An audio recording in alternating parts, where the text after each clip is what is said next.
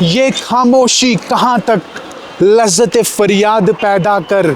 ज़मीं पर तू हो और तेरी सदा हो आसमानों में। यही आईन कुदरत हैं, यही असलूब फितरत हैं, जो है राह अमल में गामज़न महबूब फितरत हैं। हेलो दोस्तों, मैं हूँ सलीम और आप देख रहे हो चैनल कश्मीर इनविजिबल लाइव्स।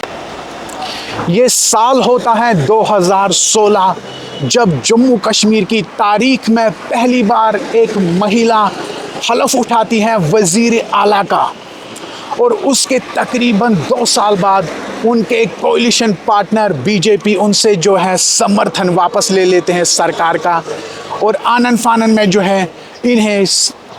वज़ीर आला की कुर्सी से जो है रिज़ाइन करना पड़ता है। जी हाँ, मैं बात कर रहा हूँ महबूबा मुफ्ती साहिबा, जिन्हें पार्टी वर्कर्स और उनके चाहने वाले जो हैं बाजी के नाम से पुकारते हैं। और उसके साथ ही जम्मू कश्मीर में जो है गवर्नर राज नाफिज किया जाता है, और उसके तकरीबन 1 साल बाद यानी 2019 में जो है मरकज़ी सरकार जम्मू कश्मीर का जो स्पेशल स्टेटस होता है 370 उसे मनसूख कर देती हैं। और यही फैसला जो है जम्मू कश्मीर की जो रीजनल पार्टीज़ हैं इनको मजबूर करती हैं एक प्लेटफॉर्म पे आने के लिए, और बाज़ाब्ता तौर पे इसके लिए जो है एक ग्रुप भी बनाया जाता है PAGT यानी people's alliance for Gupkar declaration, जिसका काम यही होता है कि जो जम्मू कश्मीर की खोई हुई शिनाख्त है इसे वापस लाना। बहरहाल फिर 2024 के लोकसभा इलेक्शंस नज़दीक होते हैं,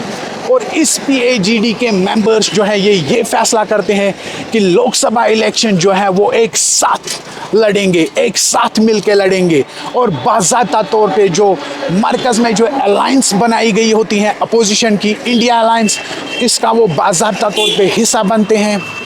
और फिर लोकसभा इलेक्शन से पहले 1-1.5 महीने पहले एक चौंकाने वाली न्यूज़ आ जाती है, जब सीट शेयरिंग होती है इंडिया अलायंस की, उसमें से जो है महबूबा मुफ्ती साहिबा की जो पार्टी है उनको कोई भी सीट नहीं दी जाती है। और इस पे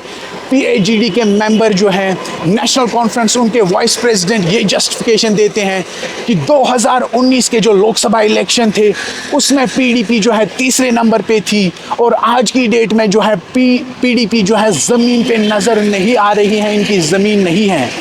और यही खबर सुन के जो है महबूबा मुफ्ती साहिबा जो है आग बबूला हो जाती हैं, और ये फैसला करती हैं कि वो कश्मीर में जो है इंडिया अलायंस का हिस्सा नहीं बनेंगी। कश्मीर की 3 लोकसभा सीट्स पे जो है वो अपने कैंडिडेट्स को उठाएंगी। और साथ में ये भी कहती हैं कि जो उमर अब्दुल्ला साहब का ये बयान है कि PDP ज़मीन पे कहीं पर नहीं है, इनसे जो है PDP के वर्कर्स हताश हैं, नाराज़ हैं, तो उन्हीं की हताशा और उन्हीं की नाराज़गी के लिए जो है PDP कश्मीर में इंडिया अलायंस का हिस्सा नहीं होंगी। PDP 3 कैंडिडेट्स उतारेंगी कश्मीर की 3 सीट्स पे। बहरहाल यही होता है, कश्मीर की 3 लोकसभा सीट्स पे PDP जो है अपने कैंडिडेट्स अनाउंस करती हैं, और ये भी अनाउंस किया जाता है जो कश्मीर की जो नई नवेली जो कॉन्स्टिट्यूंसी है अनंतनाग राजौरी, इस पे जो है महबूबा मुफ्ती साहिबा खुद इलेक्शन लड़ेंगी। और दूसरी तरफ नेशनल कॉन्फ्रेंस जो है इस नई नवेली कॉन्स्टिट्यूंसी पे एक ऐसे लीडर को फील्ड करते हैं जो पॉलिटिकल लीडर होने के साथ साथ एक आला दर्जे के स्पिरिचुअल लीडर भी हैं। और उनका तारुफ अगर मैं दूं दोस्तों, वो तकरीबन 60-65 साल के हैं, और वो उम्र भर पॉलिटिशियन रहे हैं, और जितने भी इलेक्शंस में उन्होंने पार्टिसिपेट किया है कभी हार का मज़ा नहीं चखा है। हर बार जो भी इलेक्शन लड़ा कामयाब हुए।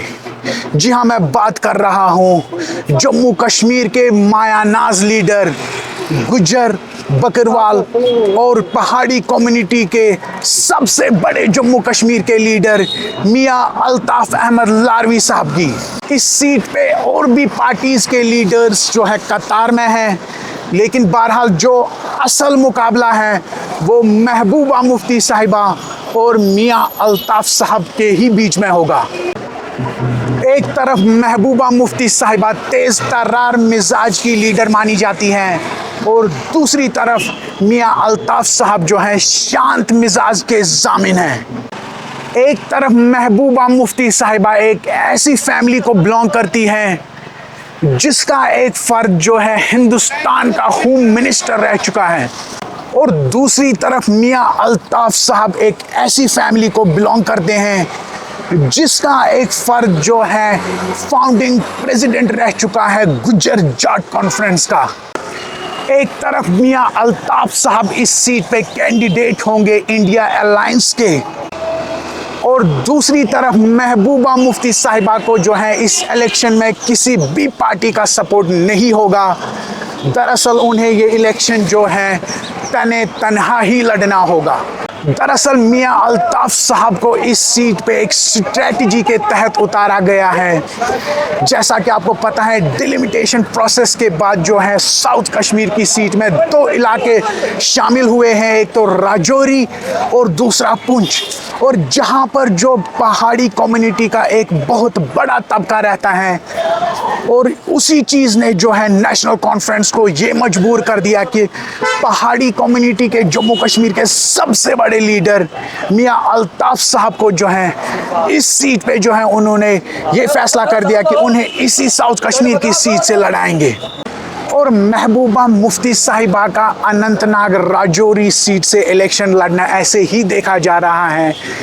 क्योंकि साउथ कश्मीर जो है ये पीडीपी का हमेशा गढ़ रहा है। और अगर मैं बात करूं असेंबली इलेक्शंस की,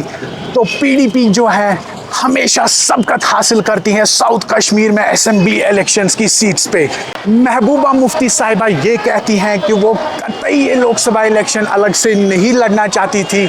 लेकिन उमर अब्दुल्ला साहब के इस बयान से कि पीडीपी जो है तीसरे नंबर की पार्टी है और पीडीपी ज़मीन पे कहीं दिखती नहीं है, इस बयान की वजह से जो है पीडीपी का वर्कर हताश हो गया था, मायूस हो गया था। तो इन्हीं वर्कर्स का जो है मनोबल बढ़ाने के लिए महबूबा मुफ्ती साहिबा ने ये डिसाइड कर लिया कि कश्मीर की तीनों सीट्स पे जो हैं वो अपने कैंडिडेट्स को जो है उतारेंगी। एक तरफ उमर अब्दुल्ला साहब ये कहते हैं कि पीएजीडी को कभी भी इलेक्टोरल पॉलिटिक्स के लिए नहीं बनाया गया था, और दूसरी तरफ महबूबा मुफ्ती साहिबा ये कहती हैं कि काश इन्हें जो है कंसल्ट किया गया होता सीट शेयरिंग से पहले। वो ये भी कहती हैं कि काश फारूक अब्दुल्ला साहब जो हैं उन्हें केवल एक कॉल करते तो वो जो है तीनों सीट्स की जो है यहाँ पर कश्मीर में कुर्बानी भी दे सकती थी।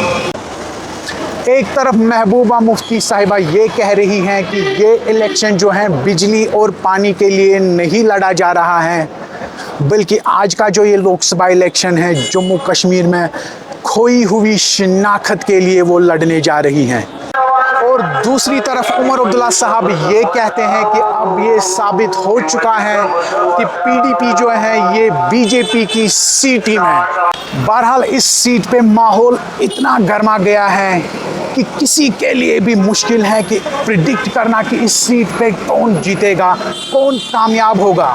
क्योंकि दोनों लीडर्स जो हैं, चाहे महबूबा मुफ्ती साहिबा हो या मियां अल्ताफ साहब हो, इनका कद इतना ऊंचा है कि इस पे प्रिडिक्ट करना जो है हर किसी के लिए जो है नामुमकिन है। और हर कोई जानकार जो है वो इस सीट को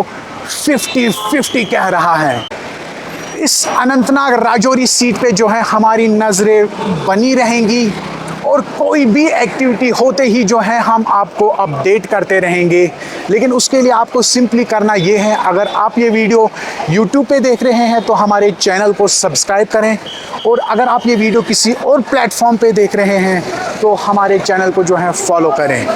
कैमरामैन सज्जाद राजा के साथ मैं मोहम्मद सलीम, श्रीनगर, कश्मीर।